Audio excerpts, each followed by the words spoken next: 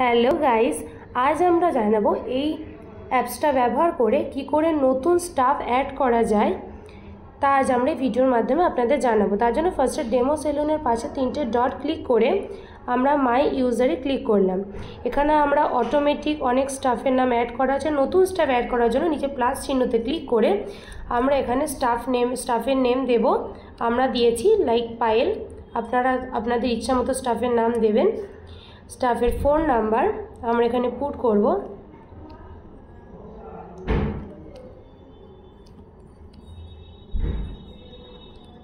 And then user name আমরা এখানে user name রেখেছি পায়েল _in। আপনারা আপনাদের ইচ্ছা মতো ইউজার নেম দেবেন। And password 1 2 3 4 5 6 and click on submit করলে দেখুন অটোমেটিক এখানে পায়েল ফোন নাম্বার দিয়ে চলে এসছে, যেটা আপনার ফোনে অটোমেটিক শো করবে। Thank you.